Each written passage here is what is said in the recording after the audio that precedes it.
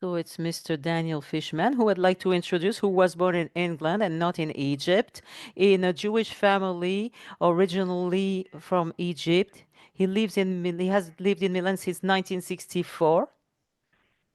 To this day, Daniel has a diploma in history. He founded an association, which is the Association of the the Laureate in Milan, and he directs a communication agency and a spin.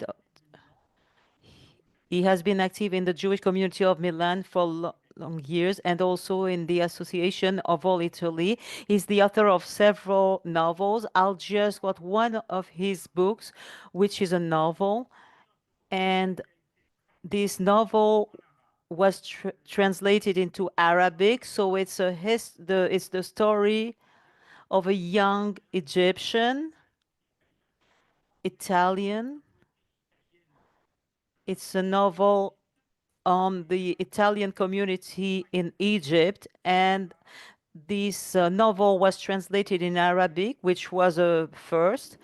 He tells the life of Italians, but also of Jews in Egypt. So, what's also important to mention is that he recently published a book that I would say is a masterpiece as well because of its content as because of its illustrations, and that talks about the Jewish community of Egypt. And this book, which is both in Italian and in English, has a specificity. It highlights the contribution of the Jewish community to Egypt since the 1860s, so when Egypt got modernized with the arrival of the Suez Canal, and it talks about the contribution of this community. And it is important to mention the Jewish half of Egypt versus other Jewish community, for instance, in Maghreb countries. And it's a community that was perfectly integrated in the Egyptian society and which was fundamental for its economic development. And it is the specificity he will present today. So maybe another important point of view. Today, there are Egyptian authors who wrote several books that say that indeed the Jews were great contributors to the development of Egypt, but that they left of their own accord. However, we all know that the Egyptian Jews were in fact chased out with other foreigners when in 1956, when Nasser came to power and decided to nationalize all the assets as well as of the Italians as other foreigners, especially the Jews, and that they were really deported. So I won't spend any more time. I'm also going to thank Magda Harun, who's here with us and who lives in Cairo, and she's the president of the Jewish community of Cairo, and I thank her to be with us. It's an honor for us. And I will leave the floor to Daniel, who will present his book and the contribution of the Jews to the development of Egypt and how they were perfectly assimilated in the country. You have the floor, Daniel. Thank you, Dubi, and all the association, friend of the association. I had the pleasure to know you in Brussels, and I really appreciated all the work you do. As Dubi mentioned, I'm speaking from Milan, but knowing that my friend Magda, who's the president of the Jewish community of Cairo and of Egypt, who's connected, enables me to say that what she's doing on behalf of all of us to preserve the patrimony and the history of the Egyptian Jews is extraordinary, and she does it on site in Cairo.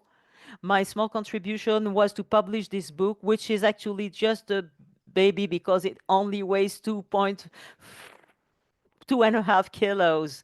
And as you see in the work, the first page, we see a photo that was taken in Alexandria It's a photo in which you see people looking at us, and the idea was, as Duby said, I am a historian. I have a historian background, but I also deal with communication.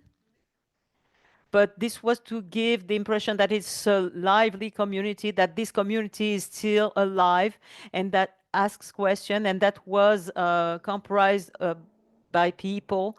And it's important for me because currently not very many Egyptians have the possibility to meet Jews. So a book that renders this Judaism very strongly. It's very important. Actually, it's a work that focuses on the golden age of Egyptian Judaism, and it goes from the opening of the Suez Canal until 1956. In this essay, there are two chapters.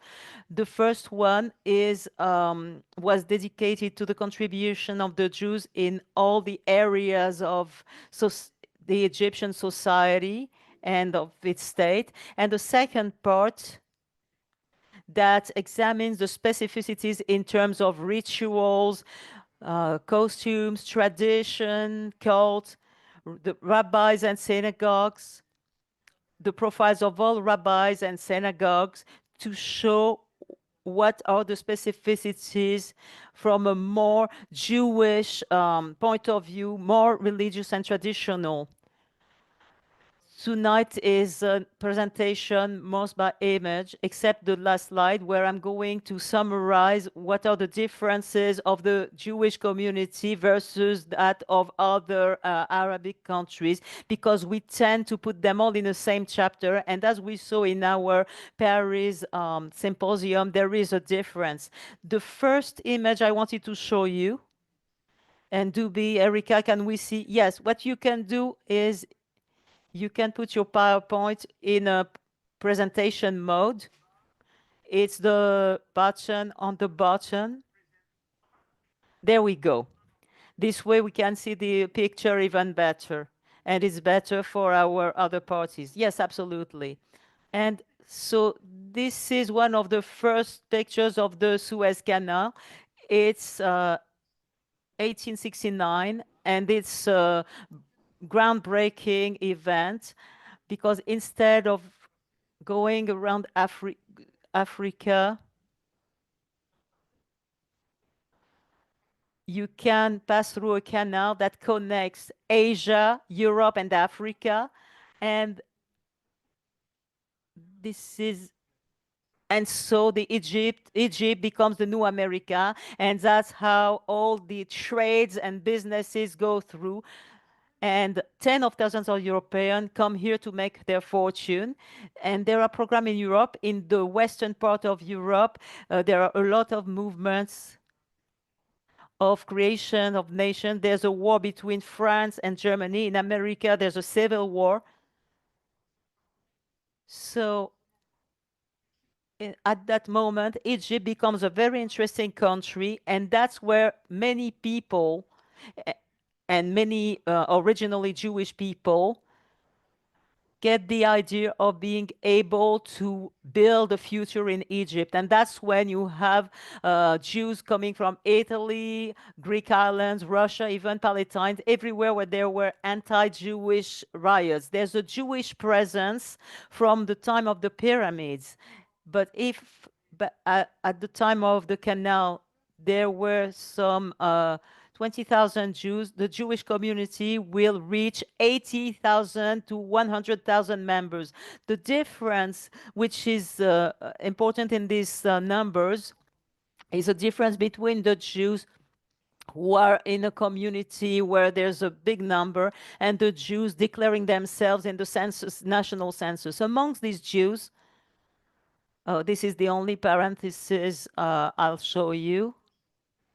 On the left, you see my father, his sister, my mother, an Ashkenazi family on my father's side. And yesterday, a friend from Cairo, Sami, sent me some certificates of the Ashkenazi community of Cairo. And it's a testimony of the specificity of Egyptian Judaism. It is only Judaism in Arab country that has such a big Jewish community from 6 to 8,000 people and structures. Here we see a recent picture of the Ashkenazi synagogue of Cairo. And as Magda can say, it's a synagogue that's in good shape with plaques in Yiddish, and that's extraordinary. If we think about the melting pot there was in these communities and in cosmopolitan Egypt that my parents and my family knew, and the current situation that makes us think of an Egypt that's completely Muslim and monolithic. After that, this is a photo from the 30s. It's interesting because you can see it's a pharmacy. It says Kapachat Lapin in Hebrew letters, and there are other signs with writings in other languages, in Arabic, in Latin characters, and that gives you an idea of what that world, that very interesting, very diversified world was. Some general data, uh, 95% of Jews lived in Cairo and Alexandria, big communities with a dozen of other communities a little smaller, characterized by a regular Jewish life. And in this book, each community is described with its associations, its protagonists, etc. It is true that all the Jews who arrived were not all rich, but they were bringing some wealth. And even the Jews who lived in the Haret Yahud, in the Jewish zones, they weren't ghettos, but they were neighborhoods in which Jews had always lived, who were in bad conditions, but with the growth of the Jewish community, they changed their social status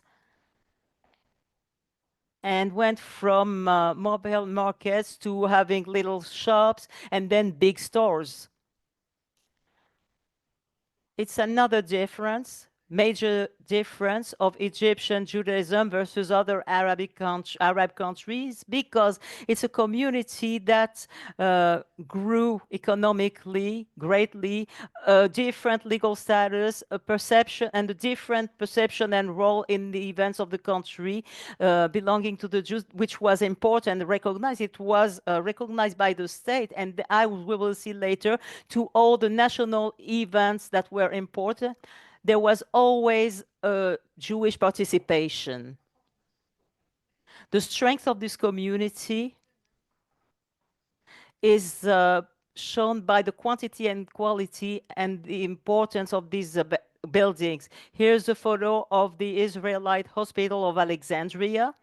It's a hospital that was very important in the country's life. I was told that it was specialized for eye diseases, which were in Egypt. But as you can understand, it's the hospital of a very important community, and that was a service for the whole Egyptian community and not just for the Jews. I'll now show you a series of photos that gives you an idea of the organization of the Jewish community, which met all the needs of all the community. This is a picture of the inside of the Jewish community of Alexandria. And as you can see, this is a picture taken in the 60s. This is a picture of the orphanages. Here you can see a picture showing a dinner offered by the Jewish community to its Muslim employees for the end of Ramadan. And here it's a picture of a celebration of the community of Alexandria in 1937 that gives you an idea of the atmosphere, of the clothes, and even of the wealth, we could say. It was a community, a bourgeois community, which, as you can imagine, was very well frequented with a series of very strong activities. This slide enables me to introduce We saw some pictures of the community. This slide enables me to introduce the speech of the report of the community with the Egyptian society. This is the beginning of the century in 1909, and we see this nationalist demonstration. And the word of this manifestation was Egypt to the Egyptians. We have to remember that Egypt was under an English protectorate, and if the English had a predominance in terms of government, the French mostly had an influence on the society, the ideas, the movements, and the French had substituted Italian as a common language, for instance, in administrations, in post offices, and in phone offices. So there was a strong influence of European countries, and at some point, as in different other countries, and at the same time, in terms of the national Renaissance movements there were in Europe, even in Egypt, a movement is starting that says Egypt to the Egyptian. And it's interesting, as you can see, there are two flags, especially the one you see here.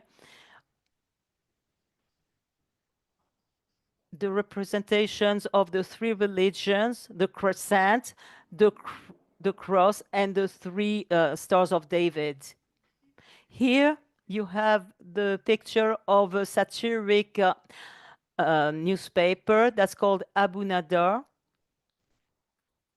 which means son of the glasses, if you translate it. It's a very interesting character of the Jewish community because he's one of the others, of the thinkers, of the inspirers of the national Egyptian movement. And here we can see a satiric newspaper that's always against the English. In roughly, the aim is to attack the English, which is interesting. What is interesting in this character is that, from another point of view, is the person who introduced a series of foreign literatures, particularly French. For instance, it translated all the work of Molière in Egypt. So he's an Egyptian nationalist, but he's someone who is trying to create a dialogue between the different cultures. Of course, the positions inside the Jewish communities are very different. It depends on the years, etc., because there are some Jews of part of the community whose eyes and heart only look towards Europe.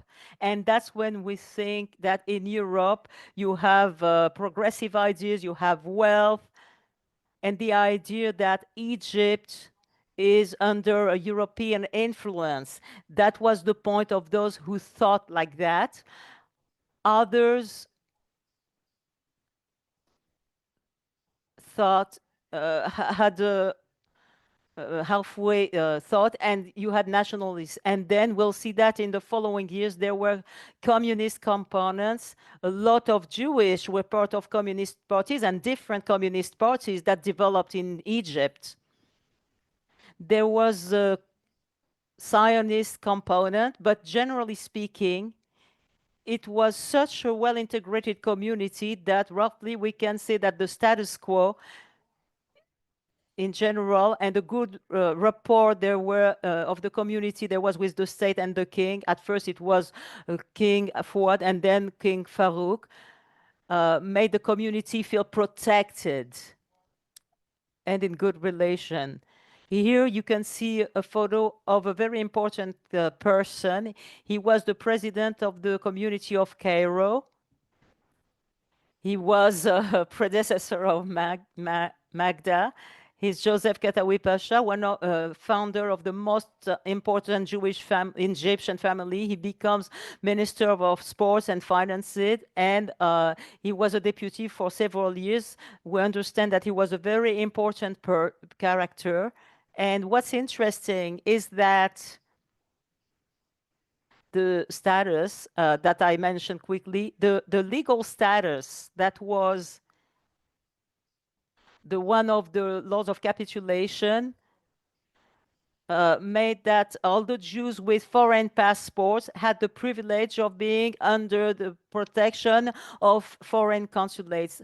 Either that's one of the factor, and the second, either because they spoke many languages or because they had a good academic level, it put them in a favorable position of dialoguing and trade between Egypt and Europe. So the Egyptian Jews who had the representations of companies and European companies and trades in Egypt, that put them in a really good position. In this book, there is a lot of information about it that explains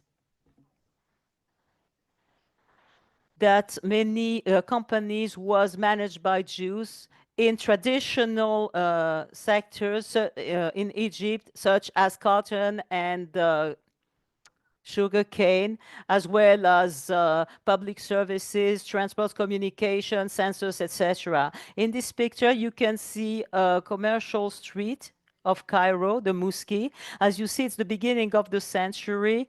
There is a mix of mentalities and writing, and we guess that there's a strong link and interdependency between the people, codependency between people, places, religions, cultures, languages. This is a picture 40 years later. These are the 40s, and that's a photo of the Cairo trade. And the other day, when I showed them, someone said, "Oh, here's my grandfather, my uncle, my father." Actually, it's an interesting photo because it describes in this little circle that was monopolized by the Jews. The trade was monopolized by Jews. For instance, on Rosh Hashanah and Yom Kippur, it was closed.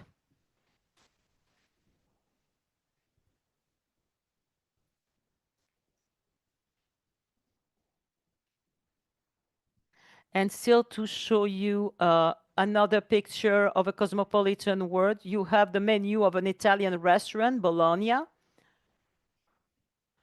Mohammed Chalabi. It says that is next to the American mission. As you can see, there's a mix of writings.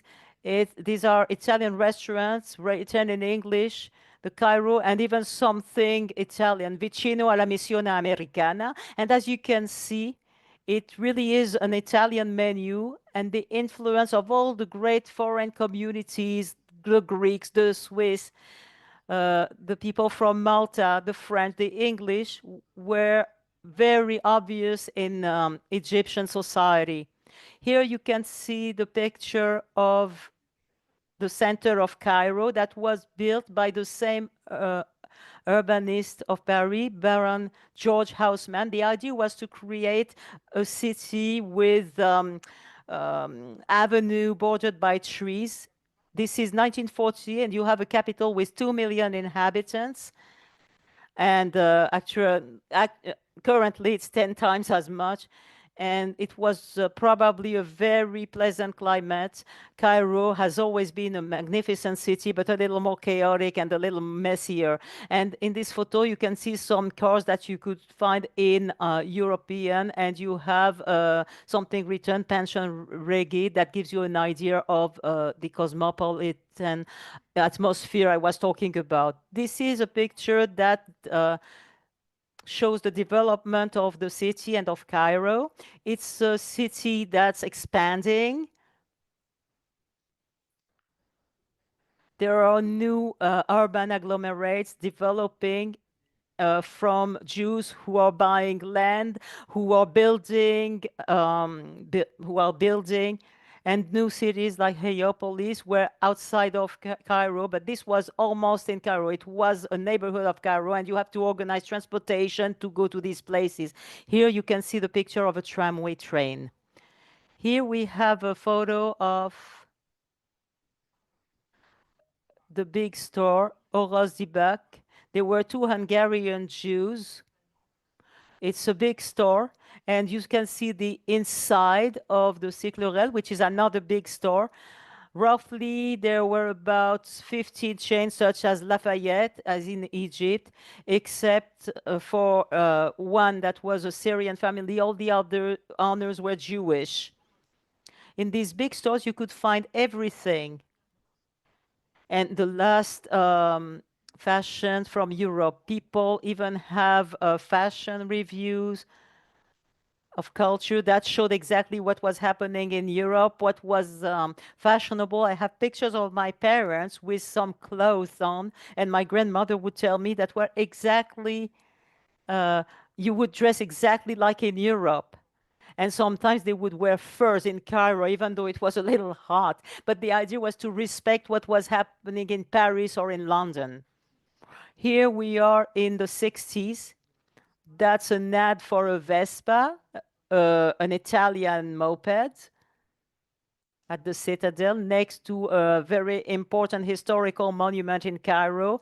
And just to tell you that with this photo, women's condition was maybe a little more liberal, more open than it currently is, even if we need to say in this 449 pages book, I wanted to research and give as much weight as possible to the feminine figures, but I have to admit that it was a society in which the role of women was a little marginal. Very few women were able to express themselves in academics or in professions. But their situation, socially speaking, is important in society, but not professionally speaking. I'm doing a flashback. I'm going back to the beginning of the century. This is a picture at the Hippodrome, and you can see people dressed both Western style and Eastern style. You have people, components from all foreign communities. This is the premiere in the Opera House in Cairo. The Opera House was built on the same model as the Scala of Milan, and it was mostly French companies, French and Italian companies that performed there. The Comédie Française, for instance, and the Charlemagne, and the buying tickets rather than in one place of the theater rather than another was considered a status symbol. Now we'll talk about cinema, which is important. There were many movie theaters and very high quality of the building of the movie theaters, as well as the films that were being shown. Until the 30s, all the movies came from Europe and America. There were even some news that would come from that were already ready from these countries, because the idea was to orient politically the Egyptian opinion public in favor of Italy, France, of English culture, etc. Actually, at some point, especially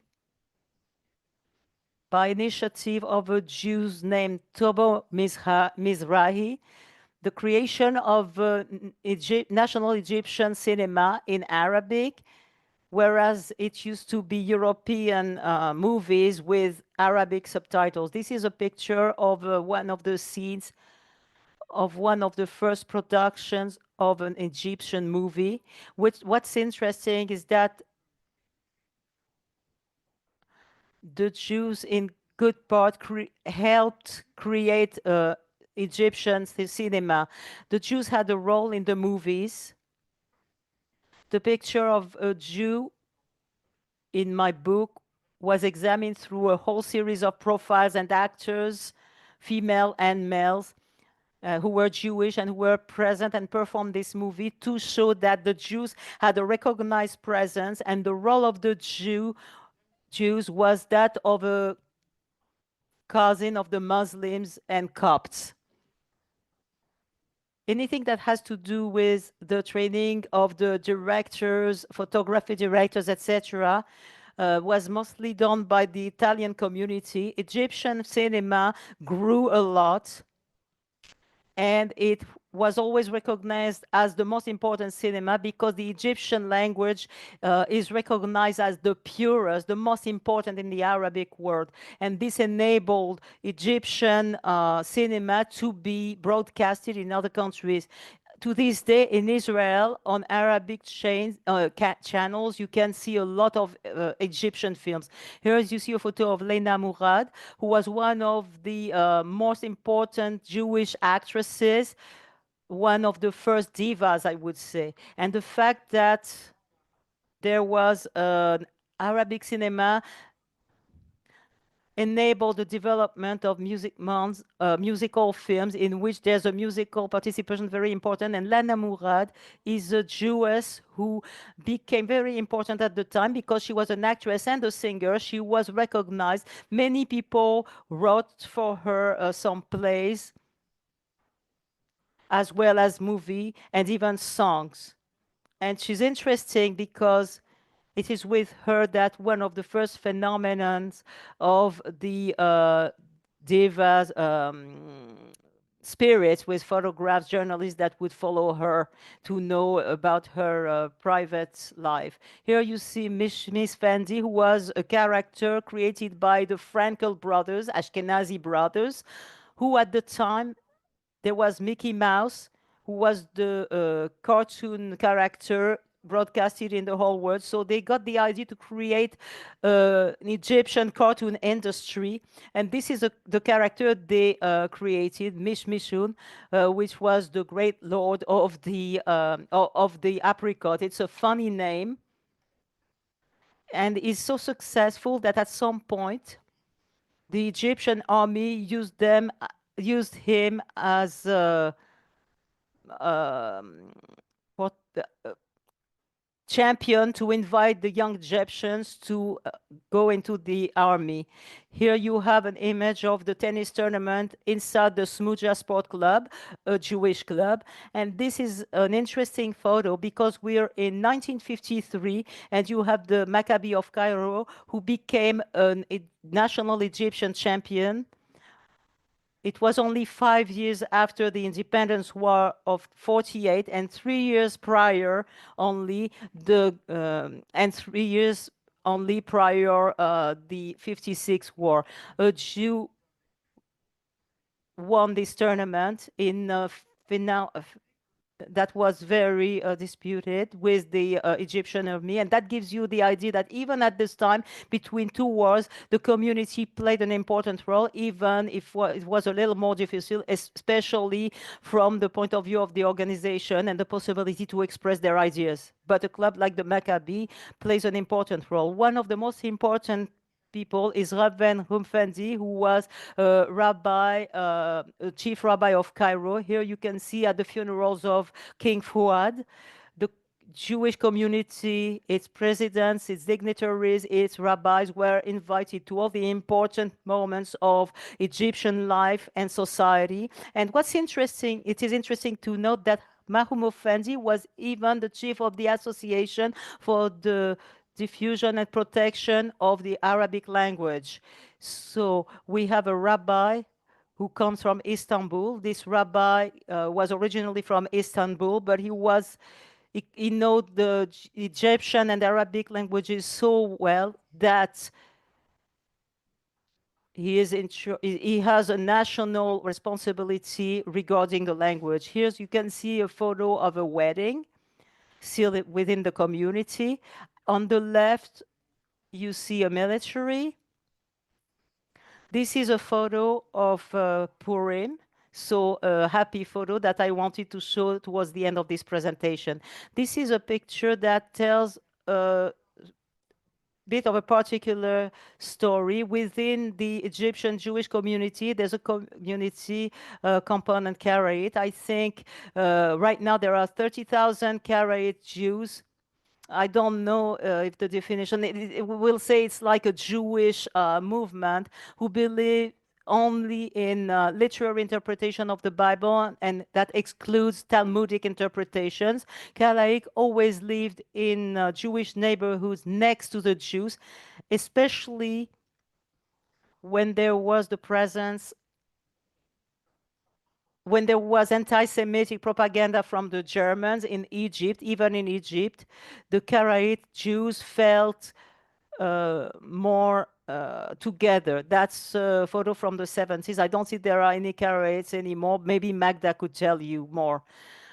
That's a photo of the Shar el Shaman synagogue in Cairo in 1910. As you can see, it's the picture of a synagogue, a very imposing synagogue, and that we see on the street. In Italy, for instance, there are many communities that have a history of ghetto, and often synagogues do not have such important outside facades. This is a picture of the same synagogue nowadays. You see there are some palms. As you can see, there are some pictures of palms. I donated for the memory of my parents something that we here in Milan with the same images, palms that we had in Egypt. This is the central synagogue of Alexandria that was renewed 3 years ago. There was a beautiful ceremony. And the last picture is a bit of a sad picture, but that says why this book that started with the Suez Canal stops in 1956 with the nationalization of the canal. There's a nationalization situation, a progressive one of Egypt. And here you can see a poster of propaganda in which on the left you can see justice, the soldier, a worker who are on the left. And on the left, you can show what those who exploit Egypt, the foreigners, the people who are on the on Egypt's back. And what we can say, there was never a law or an edict that says now there will be an exclusion of the Jews from Egypt. There was never that, but progressively there was a series of laws that made their life impossible, and most Jews decided to leave. I will conclude with this slide.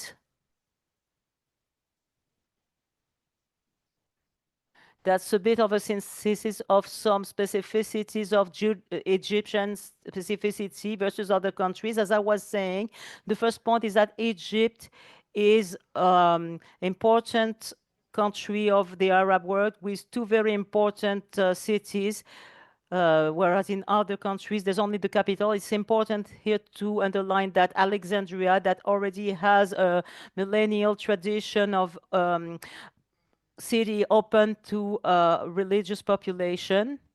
It's a country in which there were two big cities where the Jews resided and in which the atmosphere was international. It's a community that's mixed in terms of origins because you have Jews from the pyramid and Jews that arrived from Spain, from Morocco, from Yemen, from Iraq, from Greece, from Turkey, and from Syria. With the opening of the Suez Canal, you have Jews coming from Europe, Eastern and Western Europe.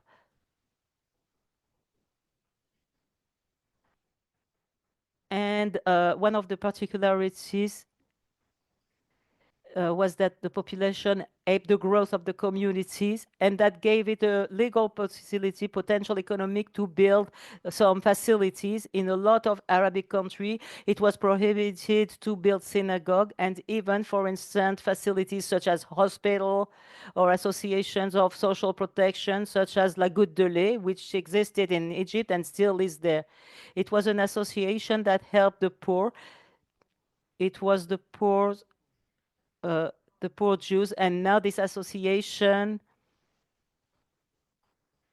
thanks to Magda and other volunteers in Egypt who are continuing this work, it was a wealthy community, and even the poor classes changed social status. The Jews were important in all the domain of societies and in the state, and their role was recognized, whether in cinema and even, as I showed you, in public decisions and public events. Jews participated to the nationalist, Egyptian nationalist movement. This movement was not monopolized by the Muslim component, which tended to be exclusivist and to exclude the Copts and the Jews. And finally, there were Egyptians celebrations that were sort of Jewish.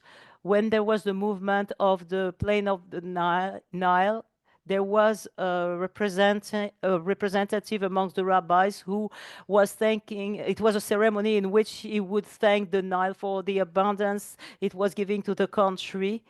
And it's a popular celebration, but that was very influenced in terms of what was being done in Jewish homes. And here for the first night of Nisan, which are Jewish holidays that are only specific to Egyptian Jews. Erica and Duby, I finished my presentation, but I would be happy to hear if there are questions, especially since we have the honor and pleasure to have Magda amongst us, if she feels like complimenting what I was saying, because I'm talking from Milan, but she's in Cairo, so it's a lot more, what she would say would be a lot more relevant because it's from the country. I will stop sharing my screen. Okay, perfect. Magda, if you'd like to speak, we're all ears if you want to add some things. Okay. I wanted to add one thing regarding the good delay. The role of good delay today is not to help poor people, but the goal of la good delay is to preserve the Egyptian Jews, Jewish patrimony, because today there's only a handful of Jews, and I'm the youngest one. I'm 73. The other components are older people who don't have the strength to take care of that. And this, we should not forget this patrimony. It, it was forgotten for decades. Now that we started talking again about the Jews in Egypt, the Egyptian Jews, after the 2011 movement, the youth started to become interested in the history of their country, and they started talking about the Egyptian Jews again. There are a lot of youth who asked to help us preserve this patrimony because they consider it to be part of the Egyptian patrimony, such as the Pharaoh, the Greco-Romans, the Copts, the Islamic patrimony. And so we added, and everybody, the diaspora Jews, were wondering what's going to happen to the Egyptian Jewish patrimony. It's going to be preserved by the Egyptians, Muslims and Christians, thanks to La Goutte de Lait.